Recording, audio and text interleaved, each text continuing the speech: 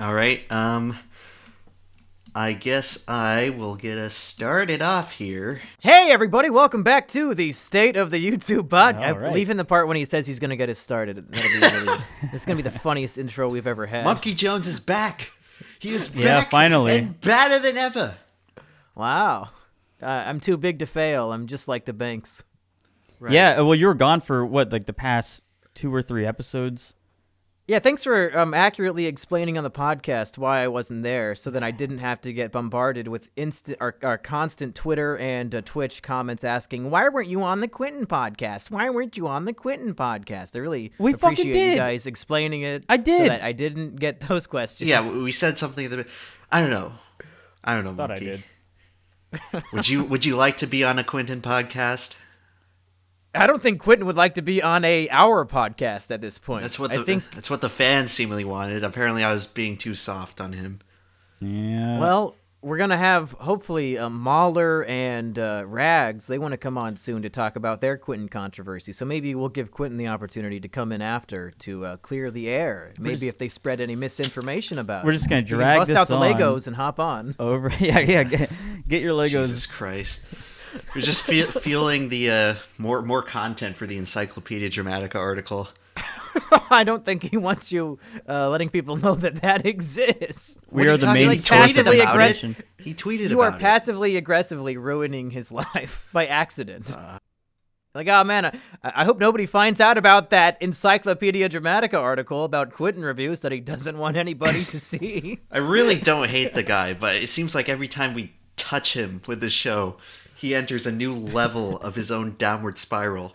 It's Right. just completely unsalvageable. And it's like, Whatever. What is he fucking worried about? We don't get any listeners anyways. You keep saying that, but we're getting like 20,000 an episode. Yeah, It's more than I'm getting I just on my think website. it's funny if we just keep it up. Well, whatever. Okay, we gotta get on task here with the point of this video, Okay. where we are currently in a very special episode of State of the YouTube, because today Oh, fuck. we are counting down the top 10 worst YouTube events of 2018. I used to do this shit on my main channel, but I think everyone's gotten tired of me complaining about YouTube on there anyway. So instead, I have isolated and compacted all of my YouTube complaints for the year for this one show, and we're going to go through these 10 events, and afterward, hopefully, you guys will be as willing to complain about YouTube as me. All right. How long are Number we gonna 10, Quentin reviews is a cuck. Jesus, Oh man, I thought we were getting away from that. can't bring All it right. back. So we're just gonna jump right into it here. Number 10, the Logan Paul KSI boxing match is obviously rigged, and they have a completely bullshit finish that completely ruins the entire idea of the boxing match. All right, so I thought this for a while because I was calling it out that it was going to be rigged before it happened, and I actually went out Of the three of us, you're the only one who saw it in person, so you would know better than anybody. sure, and You were and ringside seats. I went out ringside seats in Manchester to watch the event, and it was a good fight. It was a solid fight. It didn't seem like anyone was purposely taking a fall or whatever. Like they weren't faux fighting. They were actually duking it out. But whenever Logan versus KSI, whenever that bout ended, they called it as a tie, and it definitely did not seem like it. It seemed like KSI should have won, and it was just like a big. The entire audience was just going like, "Oh fuck! Of course it's a tie." Because if it wasn't a tie, then they wouldn't be able to see who's going to be the winner of the next one. It would have been Logan Paul won, and KSI has to be the bitch for the next year or whatever, or vice versa. So Well, I don't know. It seemed like it was kind I of saw rigged. this coming. I saw Yeah. this finish coming because they scheduled a second fight Yeah. before the first fight ended. Right, which already says you're going, okay, so if someone's is supposed to be completely annihilated socially and whatever, the reputation ruined after the first fight, why would they have a second one scheduled? It just makes perfect sense. Wow, it's a tie. Everybody wins. Well, my question to you, Mr. Lemon, is this is a list of the 10 worst things to happen with YouTube. So how is this rigged fight bad for YouTube? Okay, the reason I put this on the list is there's a misconception going around by a lot of people that the Logan Paul fight was just this whole big dumb event and bad for everyone involved, and they're wrong. The Logan Paul match concept versus KSI is really good for YouTube. It draws interest into YouTube. Oh yeah. Yeah. And it makes YouTubers seem like actual big celebrities. Humans. And that's something you want on YouTube, because every YouTuber benefits from the idea of people at the top of the site getting mainstream appeal. But then when you go ahead and go through the whole event, and it's actually this really solid event, and then at the big final climactic moment, you have it just become obviously rigged, you just completely take the wind out of any hype that future events like this may have. Well, okay, even if it wasn't rigged, so say it went down to the judges' scorecard and they both had an equal amount of hits or whatever, and it was actually a tie, because it's very possible. I mean, Logan was doing well in the first part, and then KSI kind of came back, but looking at it, it seemed like KSI should have won. So it's possible that it wasn't rigged and it actually was a tie, but I think that they made it that it was going to be a tie to save the reputations, as like a pre-deal, to save everyone's reputation and no one is the biggest fucking loser bitch or whatever. Now, come on. Okay, this is supposed to be like a year 3 thing where you rig the fight and there's a bullshit finish. You don't blow that on the first match where you just give the impression, you generate all this intrigue and you create this huge event with mainstream appeal, and then you just obviously rig it like that, and Sure. everyone's going to be like, oh, well, I'm not going to watch the second one because I know what's going to happen in the second one, of course. Is it going to be another tie? It's fake it can't anyway. Be. Well, someone has to win in the second one, so I mean that's kind of some intrigue. But if they do it twice, then it's fool me once. You can't fool me twice. God, and it's just such a new frontier for YouTube that could have been so promising, and then they just had to go ahead and throw it away because neither fighter can afford to take a hit to their reputation, whatever that means. Yeah. Well, I don't know. So what's the next thing on the list? Okay, number 9. Number 9 worst YouTube event. Now, this isn't just one event. This is a combination of events that I've categorized under the same thing, and that is YouTube's small experiments. Now, oh, yeah. During this year, YouTube had a lot of very unpopular site events where they would just seemingly randomly test these features on people with no prior warning. They had an event where they would just make some people not see thumbnails, and then they had another tweet they made where they talked about altering the sub feed where it wasn't in chronological order, and just people were outraged because you can't. The sub feed is the last bastion. Yeah, that's where we have to go to be able to user control on the site that's not algorithm generated and force feeding you content that YouTube wants to see. And just the simple prospect of YouTube even thinking about fucking with that, it was just a huge red flag for anyone on this website. Yeah, so even the thumbnails thing, I was going through YouTube the other day and I was looking at my own channel, and I saw that none of my thumbnails were showing up whenever I searched for the videos. It was just one of the 3 automatic thumbnails that they offer, at whatever various points in your video that they capture. And I was like, what the fuck? Did they just get rid of my thumbnails? But this is what they did before. Were they auto-generating thumbnails? Were they making thumbnails for the videos? Or it was just like a random shot from the video. That's their explanation for the whole thumbnail thing, where they want YouTube's automated thumbnail generator to become better at producing interesting thumbnails. Whatever. The reason when they would do it for me, it would like always be the end card where I have like my Twitter and my Patreon listed, because I guess it's like the most it hasn't even improved after all of that from what I've seen based on the auto generated thumbnails from my video. Whatever. They also very recently, actually, at the time we're recording this, there was a Bernie Sanders video where dislikes weren't showing up. they weren't registering or being publicly displayed. I even heard though about it, and is lots that of true? people. Yes, it is true. And Yeah, 'cause Keemstar I called went on that the out, video didn't and he? verified it. Keemstar sent a bunch of people over there saying try and dislike this video, but it would always just show up with 1, 2, or 0 dislikes, even though people were commenting. Just tons and tons of people were commenting saying, I dislike this video, why isn't it showing up? And then after about 12 hours, I think, the dislike counter got restored to its accurate value. But Okay. just the fact that they're Well, planting this stuff Couldn't that is actually really be? scary. Couldn't that actually just be a glitch or something like that? Just an error or an update error. Like, I don't know. 'cause I don't know, Rusty. A lot of these YouTube changes just start off as what a lot of people think is a Yeah, glitch, and then right. a year later becomes a feature. Haha. Hey, it was the feature. is it? Could it be that you, Emperor Lemon, are advocating for anti-Semitism? You want people to mass dislike my video Holy shit, we because got- I'm Jewish? to make sure that the top YouTubers on the site redistribute the likes to the smaller YouTubers, the 99%. I like the vast differences between both of your Bernie Sanders impressions. I think that YouTube Premium should be free. Okay, so the argument that I heard about the thumbnails, because I talked about the thumbnails in a video, and the argument was that it's such a small percentage. It's not even uncommon for a website to do small tests like that, because they have to do some tests to figure out what actually works, with their features and what they're offering and how they might be able to advance the site or cross that's all their how- bases.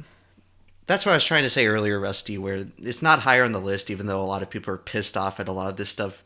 It's because YouTube has been doing this stuff since like 2013, or probably even earlier. Sure. The difference is they're now kind of hinting at it a little more and making it a little more obvious, where before no one would even notice this stuff. Yeah, so the on next the- big thing is going to be Well- thumbnails that you can't even upload because it's going to look a little bit too visually shocking. Yeah, I it's guess. too sensational because you're trying to make people be interested in your video. Right, clickbait. But I was gonna say, Rusty, in reference to that video you were talking about with the auto-generated thumbnails, you made like parody thumbnails in that video, and I unironically think that those like ridiculous parody ones you made are better than the actual thumbnails you make. Yeah, it was wait. so fucking funny. I Like, know, you man. should do that I'm for gonna your do it. videos. Next video I put out, I swear to God, because I said I was going to do it for that video, and I did make It a was clickbait so thumbnail. funny. I had the big arrow pointing at me, but no, I'm fucking doing it for the next video. I'm just going to have the big shocked face, like, whoa! You're making like the stupidest face you can make. Yeah, Dude, look at this thing. Look at this With a topic I'm talking about. gigantic arrow just pointing at me. Can we do that for this podcast yes. thumbnail? Well, anyway, All of our faces all stupid. anyway, I'm just afraid that made me laugh YouTube's so going to hard. remove dislikes. I'm Yes, man, terrified that's at it. that prospect. It's the rating system. They're gonna they can't because they can't completely remove the rating system, but they're gonna do what Facebook did, and is it just Facebook? But yeah, they're gonna remove dislikes. So because they're tired of all the social commentary that and political commentary that they're trying to promote is constantly thumbs down. Because people do not agree with it. They do not like it because it's absolute bullshit. And you know what it is? I think the straw that broke the camel's back is the YouTube Rewind, where Oh yeah, the idea of YouTube's big coming out party at the end of the year, trying to showcase the best and brightest of YouTube, the It's idea the of that worst. becoming the most disliked video on the entire website is That's incredible. putridly embarrassing for them. And Yeah. They made a tweet laughing it off like, haha, looks like you got us. And behind the scenes they're like, all right, implement Operation Remove Dislikes on YouTube. Execute Order 60. Hey, how do we fix this so it never happens again? Oh, I know. Let's make it so nobody can ever dislike anything that we don't think should be massively disliked. That way people don't know, because the dislike ratio is definitely an indicator. Whenever you first click on a video, you look at the like to dislike ratio and It's you a say, stain. You It's say, a "Am I stain if it's bad." Am I going to watch this video? No, it has 50% dislike. I go, I'm not even going to waste my fucking time watching it. And No, another thing it does, Rusty, is it leads people to having a perception of the video where they're more inclined to dislike it. So it's sort of like a Yeah, no, snowball right. effect. You want to be a part of, right, exactly. So if right off the bat, if 10% of the people dislike a video, you have a 10% confidence rating in also disliking the video. But if Yeah, it everyone sets likes off- it, you're not going to be the one person that goes, wow, everyone likes this except for me. I'll dislike Any it. video.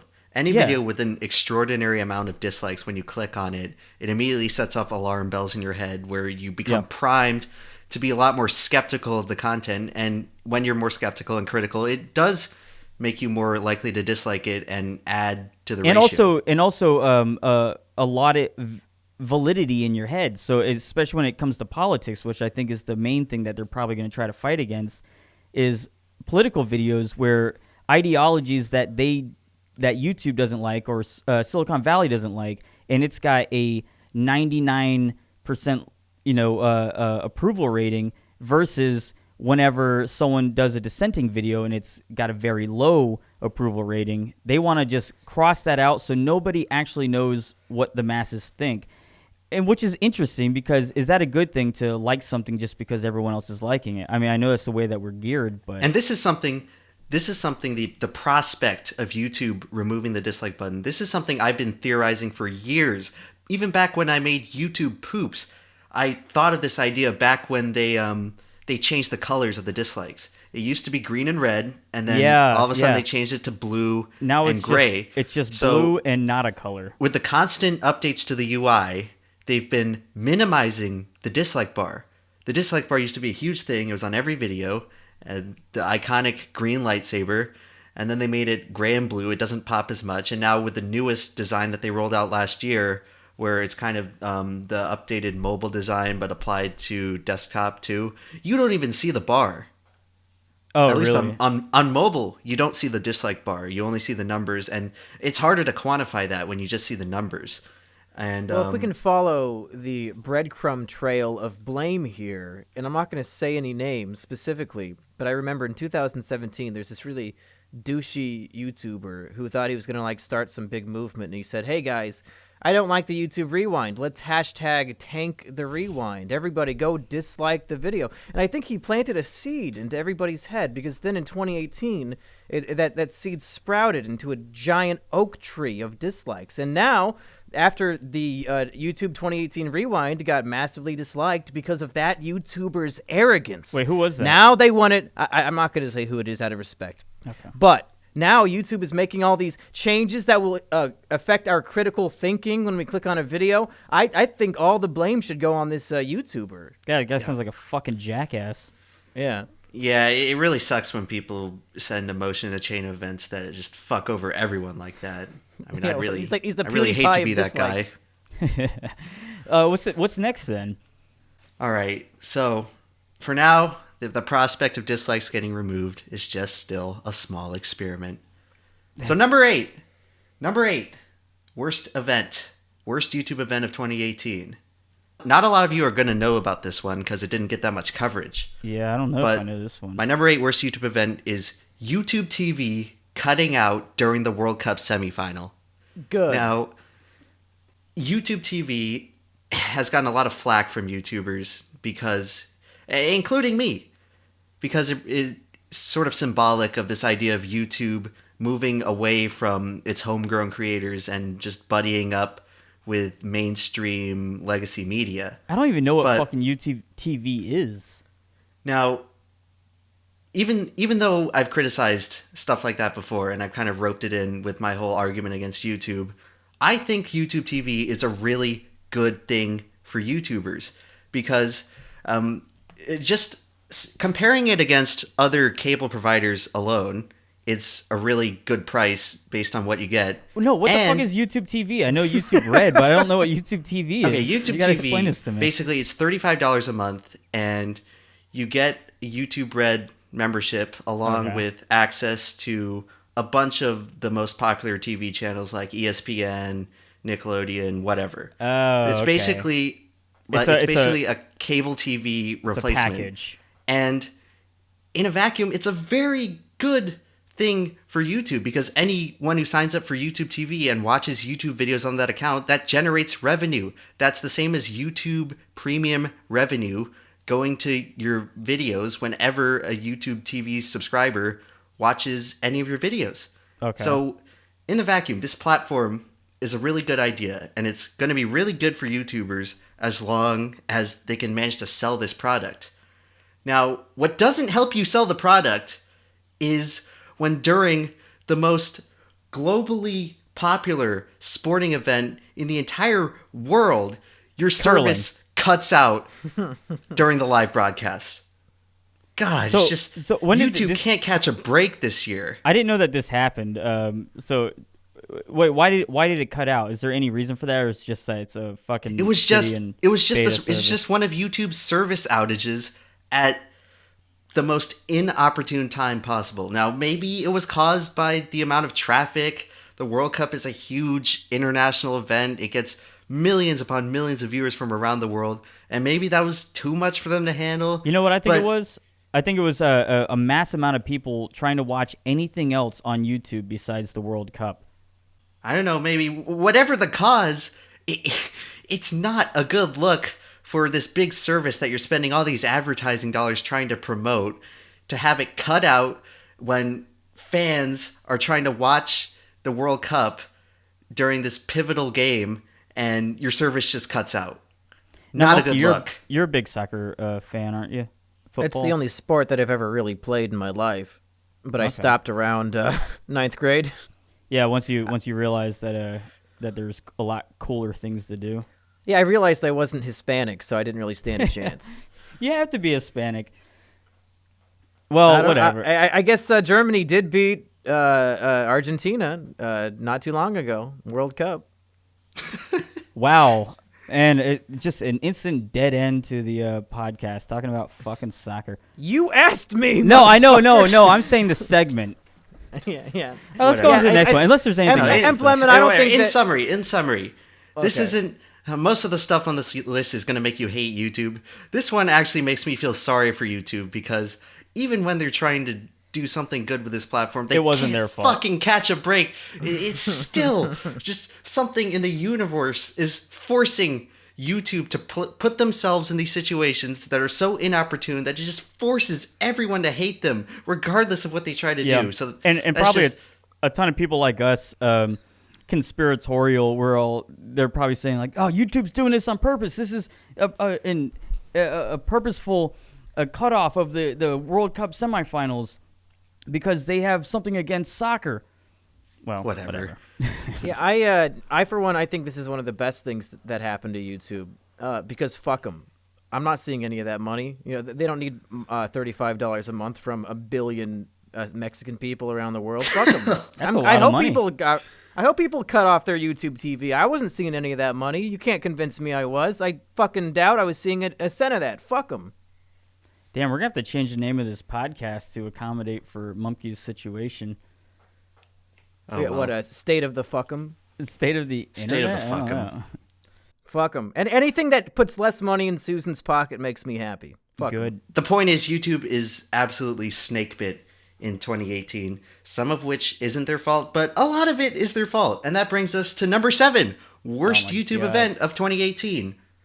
YouTube hijacks super chats and will threaten to take your donation money away if you have offensive content in your super chat donation, and they will donate it to a charity of their choice.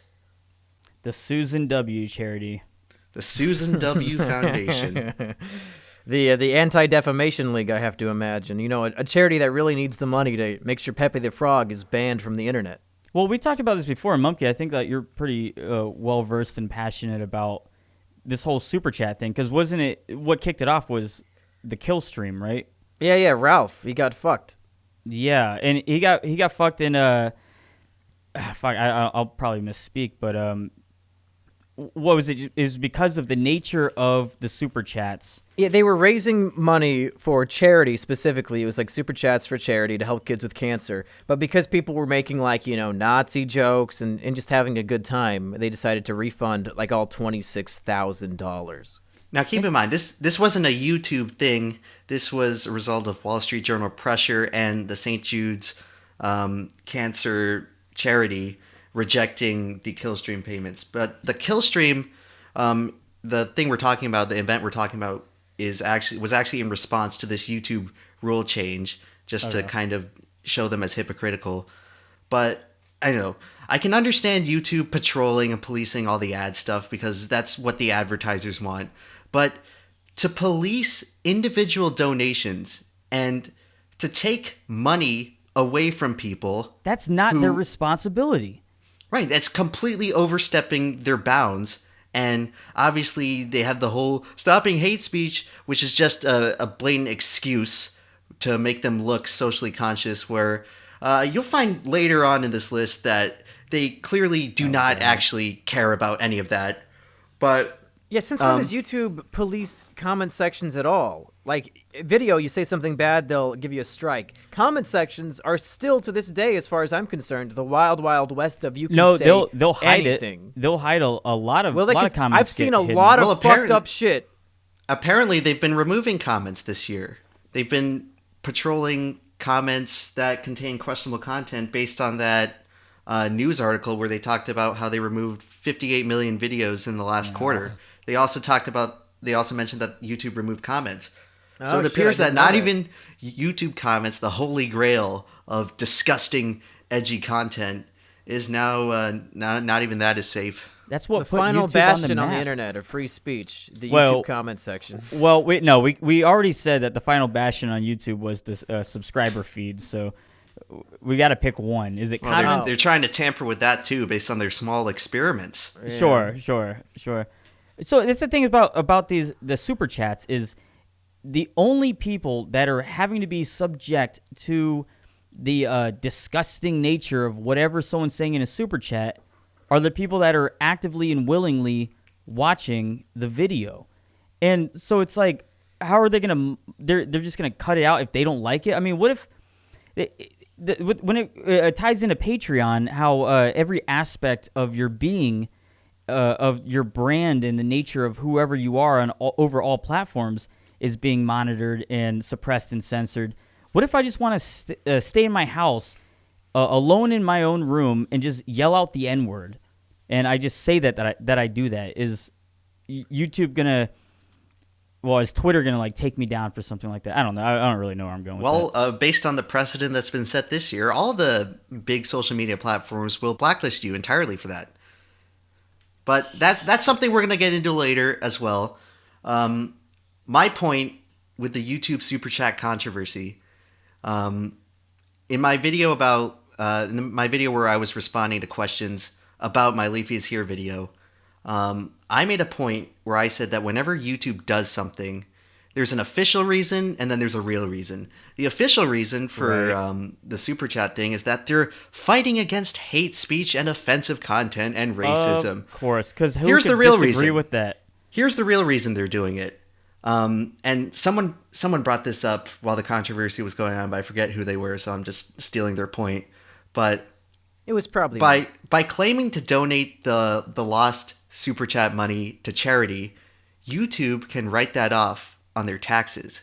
So I think this whole big thing is just an excuse for YouTube to dodge paying taxes, and they can paint themselves to look like they're socially conscious and they care about social issues when really it's all about money, and that's what pretty much all of these things are about.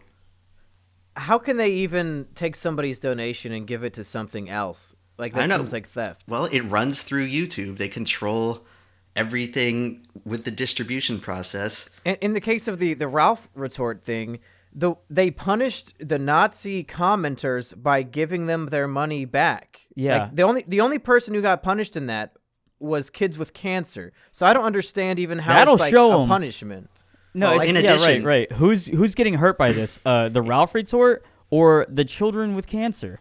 Well, that's another thing. In addition to the tax benefits, they can also use it as a way of demonetizing and stripping revenue from people that they disagree with politically. Now, they're going to try to paint it as, oh, it's this automated thing, just like demonetization, when we all really know that a lot of people are targeted and scrutinized way harder than some other ones, and it's completely unfair and hypocritical. But that's just the state of YouTube in 2018, so The What can state you of do? the YouTube. The state of the YouTube. So what do we got next? All right. Number 6, worst YouTube event of 2018. In July of 2018, Okay. YouTube had a $25 million agreement with cable legacy news media. And basically what they set out to do is promote these dying media channels where everyone's cutting the cable and not watching these news channels anymore. And I'm talking about Fox News, CNN, MSNBC, all these news sites on TV. They've decided to migrate to YouTube, and YouTube is now promoting their content. And by the same token, they're silencing homegrown news creators at their expense. Um, Now, why are they doing this? Money, money, money, money, money, and it's also more safe. Would you rather have? I mean, if you're YouTube and you want to maximize profits and be friendly to advertisers, would you rather have Don Lemon greet everybody, "Hello, I am the safest black man in the world," or would you rather have, "What's up, beautiful bastards? Let's just jump into"? Which one do you think advertisers really want to put their money A on? white guy pretending to do a weird Ebonics accent. You beautiful bastards! Let's just jump right into it. I show love all of you beautiful bastards. Well, if you ask me Fucking why cringy. YouTube's doing this, you want to know my reason why YouTube's doing They this. don't want to pay taxes. Yeah. For this is more about image and marketing. I don't know if you guys have been paying attention, because no one pays attention to these news outlets anymore because they're going bankrupt and they need companies like YouTube to bail them out and appeal Yeah, to they the young fucking people. suck. But if you've been paying attention, ever since this deal, there's been seemingly very few negative articles written about YouTube. Negative news stories, negative news reports. It's seemingly all gone away. I wonder why that could Weird. be. They're playing ball, I would imagine. It's almost like YouTube behind the scenes cut a deal with these guys saying, look, we know that your platforms are failing and we know that you're going to probably go bankrupt within 10 years. So we'll host you on YouTube. We'll promote you on YouTube and keep you guys afloat. And in exchange, we're going to kind of ask you guys to downplay anything bad involving the site and the administration. Yeah, now keep in yeah. mind, this isn't to say that they're not allowed to go after YouTubers like PewDiePie, because that's a very salient thing that we're going to get into later. No, they can go after the YouTubers all they want. The point is I think the agreement that's been reached is that they're not allowed to attack YouTube itself and their administration. YouTube, from now on, is always supposed to be painted as this super fair and neutral arbiter of what can and can't be said on their platform, and anyone who breaks the rules, it's their fault, and it's never anything to do with YouTube's hypocrisy and their own failings. Yeah, it does seem like that, and which is a shady thing, because now both sides have to play ball, and YouTube has to kind of kiss their ass in order for them to kiss YouTube's. And who all gets fucked? The person in between the lips and the asshole, which is us. Well, once again, it's a theme with everything here. The independent, homegrown YouTube creator gets fucked because now they get painted as unreliable, and basically any YouTube news channel like Scarce, Keemstar, or whoever's trying to come up through the ranks, they're now getting outcompeted by a blatantly unfair, loaded algorithm I don't think promotion of... Keemstar is making the same news content as CNN. I don't think CNN cares about what Daddy-O5 did. Well, to them. regardless, just in principle, if any of these news companies decide to report on anything in the vein of Keemstar stuff, just hypothetically, then they would get promoted in search results. You can already see it happening whenever you search any trending topic on YouTube.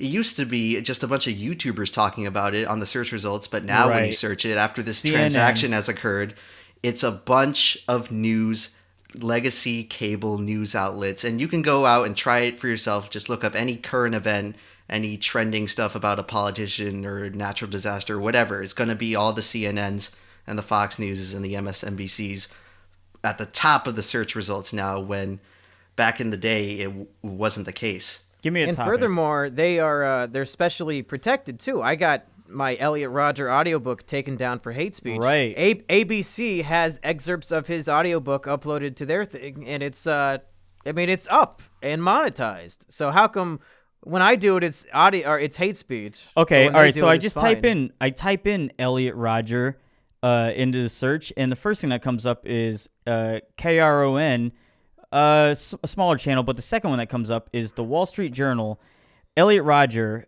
his biographical manifesto.